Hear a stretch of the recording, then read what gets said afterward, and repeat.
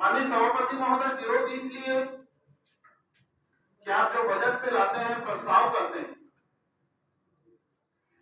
अनुमोदन होता है, विनियोग पारित होता है, लेकिन वो काम नहीं होता। और जब काम नहीं होता तो ऐसे विनियोग को पारित करने का कोई औचित्य भी नहीं है। अनेकों क्षेत्र के विकास के लिए आपने बजट पे सड़क सम्मिलित किया, पुल पुलिया सम्मिलित किया, स्टार डैम सम्मिलित किया,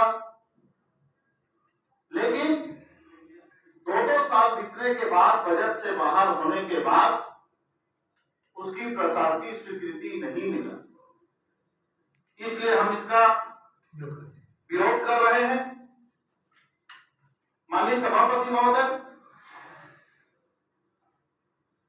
बहुत सारी बात संकल्प पत्र का हुआ और लगभग 4 साल तक होते आ रहा है उसकी चर्चा। इस बजट पे सरकार ने कुछ प्रयास किया, उसके लिए मैं धन्यवाद भी देता हूं। भले प्रयास में कितने सफल रहे ये अलग विषय है।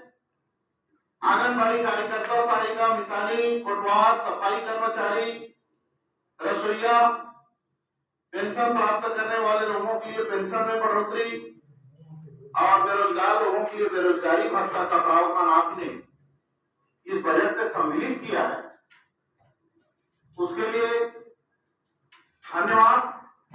साथ ही साथ इस बजट सत्र में मेरे विधानसभा में गोथिया जो उप तहसील था उसको तहसील और छपरा में एक नए पुलिस चौकी का भी आपने प्रावधान रखा है, उसके लिए भी मैं धन्यवाद ज्ञापित करता हूं।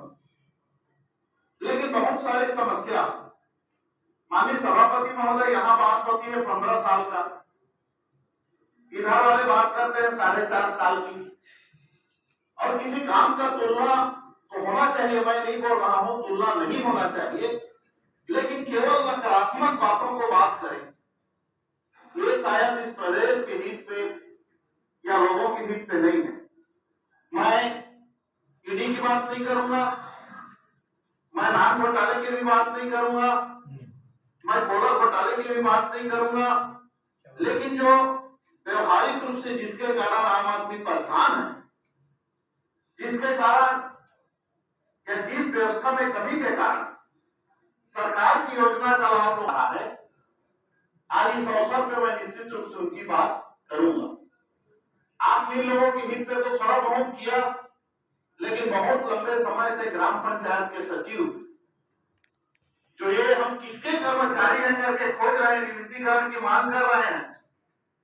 मनरेगा के कर्मचारी जो पढ़े लिखे हैं, कोई इंजीनियर है, कोई एमबीए करके वहां पीओ, तकनीकी सहायक, रोजगार सहायक के रूप में काम कर रहे हैं और मनरेगा योजना के अंतर्गत कर रहे हैं। माननीय सभापति महोदय, कल वो योजना बंद हो जाएगा, उनके भविष्य अंधकार में हो जाएगा, उनके परिवार भूखे मरने के लायक हो जाएंगे। तो ऐसा मनरेगा कर्मचारियों के भी संबंध में इस सदन को, इस सरकार को विचार करना चाहिए। संविदा अनियमित दैनिक वेतन भोगी कर्मचारी की भी घोषणा हुई थी।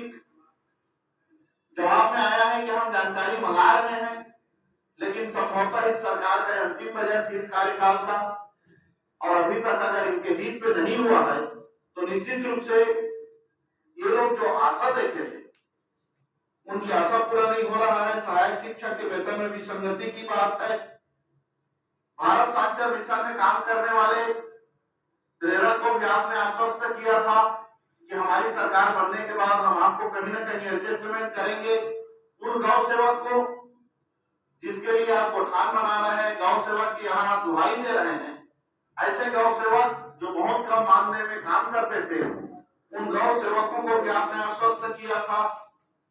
जब यही आप ही के दल के सरकार था तो बहुत सारे स्कूल आप जन भागीदारी के माध्यम से खोले थे, middle school, high school, higher secondary.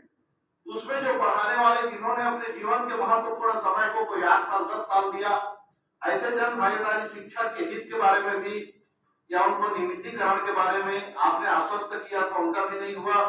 चाहे अतिथि प्राध्यापक की बात हो, या आउटसोर्सिंग के आप बहुत विरोध करते थे विद्यामितान, हम अपनी सरकार आने के बाद आपके हित पे काम करेंगे, ऐसे विद्यामितान के बारे में भी आप लोगों का सोच नहीं बना।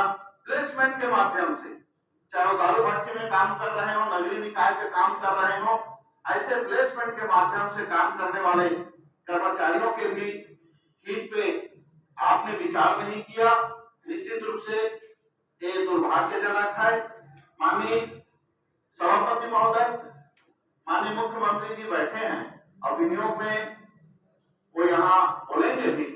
मैं उनसे एक चीज का निवेदन करता हूँ, मेरे विधानसभा में जय पुराना तहसील है, वो राजस्व विभाग के लिए प्रारंभिक प्रकाशन हो चुका है, दावा आपत्ति भी आ गया है। अगर आपका सहानुभूति होगा तो जयपुर को अब विभाग कार्यालय के लिए कृपया करके जब विनियोग का जवाब देंगे तो घोषणा कर देंगे। क्षेत्र के लोग आपके आभारी रहेंगे।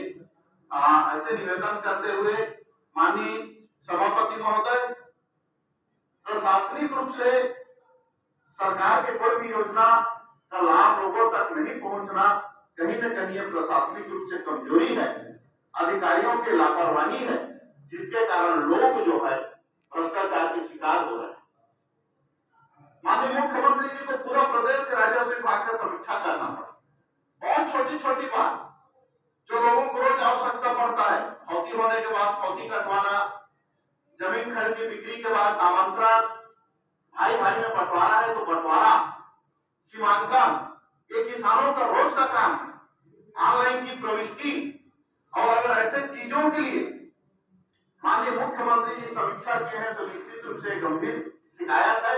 और मैं माननीय मुख्यमंत्री जी को धन्यवाद भी देता हूं कि किसानों की आपने चिंता कर, कम से कम आपके समीक्षा करने से बहुत कुछ व्यवस्था सुधरा है और बहुत कुछ व्यवस्था सुधारने की भी जरूरत है।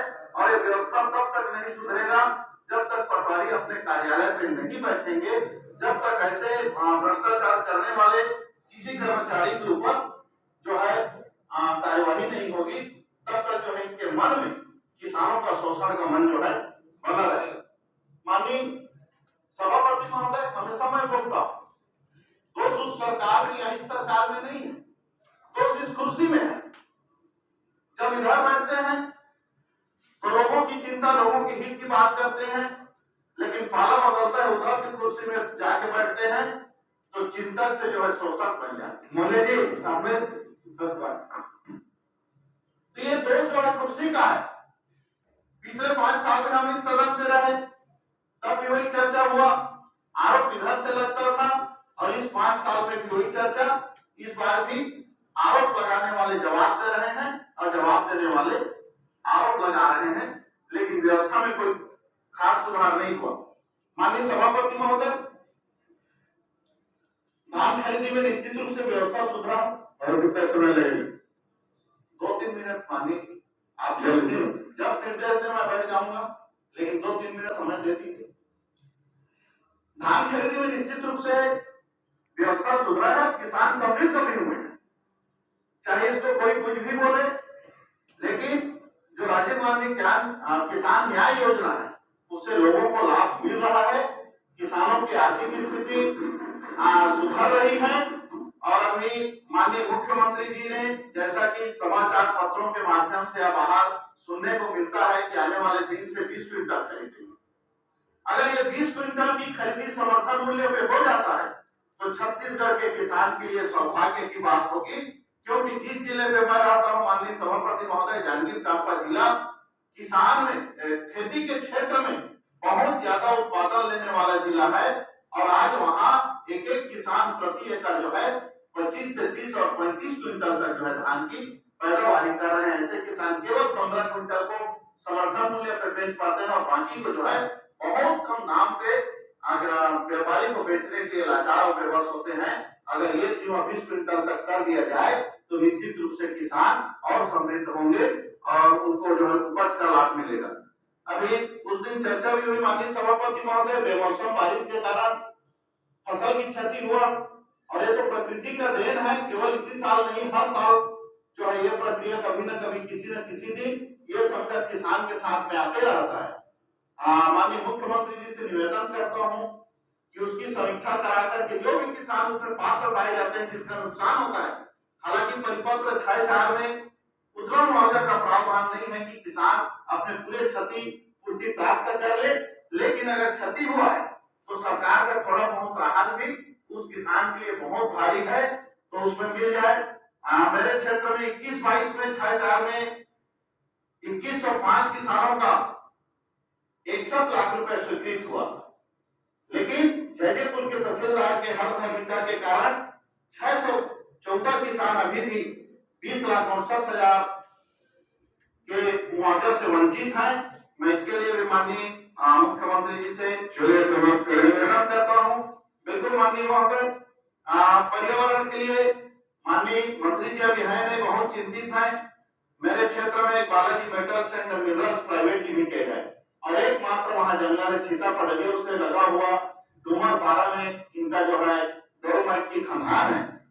सरकार इसको शासकीय जमीन 54 हेक्टेयर शासकीय जमीन पे जो रिलीज पे दिए हैं, लेकिन उसके बावजूद भी 10 हेक्टेयर पे कब्जा करके जंगल की जमीन पे अपने उद्योग को चला रहे हैं, जिसके कारण जंगल के खुद जो है कलेक्टर के निर्देश पे एक टीम ने उनका सीमांकन किया, लेकिन आज तक उनका बेदखली नहीं हुआ है, जिसके कारण जो है क्षेत्र को नुकसान हो रहा है। मैं माननीय मुख्यमंत्री जी आए हैं, अंतिम माननीय मुख्यमंत्री जी हैं, पंचायत के सम्मेलन पे पंचायत के जनप्रतिनिधियों को अधिकार देते हुए केवल उनके मानदेय नहीं बल्कि उनके अधिकार पे भी माननीय मुख्यमंत्री जी ने आश्वस्त किया था कि हम उनको बढ़ाएंगे करके 20 लाख के अधिकार को 50 लाख कर दिए। लेकिन आज शिक्षा मंत्री जी भी बैठे हैं, 621 करोड़ का जो शिक्षा विभाग का काम है माननीय सभापति महोदय, वो सब विभाग के माध्यम से ठेकेदारी प्रथा पे जो है टेंडर करा रहे हैं। मेरा निवेदन है कि ज्यादा का नहीं है, एक अतिरिक्त कक्ष मुश्किल से 8 लाख का है, कहीं मरम्मत का काम 5 लाख और 3 लाख और 2 लाख का है। अगर ऐसे कामों को भी विभाग के माध्यम से ठेकेदार को दे रहे हैं तो जनप्रतिनिधियों का और त्रिस्तरीय पंचायत में ग्राम पंचायत के अधिकार का हनन है। मैं इसके लिए भी निवेदन करना चाहता हूं कि ग्राम पंचायत की एजेंसी बनाया जाए। साथ ही साथ माननीय मुख्यमंत्री जी का स्वेच्छादान है। बहुत सारे लोग जो किसी योजना से स्वास्थ्य का लाभ नहीं ले पाते, बहुत सारे ऐसे गरीब जो पढ़ने के लिए अपने बच्चे का फीस भी नहीं पटा पाते, किसी न किसी माध्यम से जो है उनको माननीय मुख्यमंत्री तक जब बात पहुंचती है तो उनको सहयोग करते हैं। जब वो भेंट मुलाकात में मेरे क्षेत्र में गए तो एक गरीब परिवार का बच्चा एक्सीडेंट में खत्म हो गया, तो उसके लिए मैं निवेदन किया था, तो 1 लाख उनको तत्काल माननीय मुख्यमंत्री जी सहयोग दिए। और एक लड़की मेरे क्षेत्र की कथक नृत्य में मलेशिया जाना चाहती थी, भाई राम कुमार यादव जी के विधानसभा क्षेत्र के ग्राम के यहाँ पे उनके पास पैसा नहीं होने के कारण नहीं जा पा रहे थे। माननीय मुख्यमंत्री जी उनको 2 लाख रुपए का सहयोग दिए और वो मलेशिया जाकर के वहां कथक नृत्य में जितने भी प्रतिभागी थे उसमें वो प्रथम स्थान लेकर के आई है। तो स्वेच्छा निरंतर जारी रहे। मैं माननीय सभापति महोदय, अंत में आप जो बजट पे जो सम्मिलित किए हैं, जिसके लिए आप विनियोग लाए हैं, हम विरोध भी कर रहे हैं, तो ऐसा नहीं है कि आपका विनियोग पारित नहीं होगा। आपका कितना बड़ा बहुमत है कि हम लोग चाहे तमाम लोग विरोध करें तब भी विनियोग होगा। लेकिन इसमें राजनीति में क्षेत्र के विकास का हित होना चाहिए, दुर्भावना की बात नहीं होनी चाहिए। जो बजट पे सम्मिलित है वो सब काम प्रशासकीय स्वीकृति तक जाए और कार्य में वो परिणित हो, ऐसे उम्मीद के साथ में आपने बोलने का अवसर दिया, उसके लिए धन्यवाद।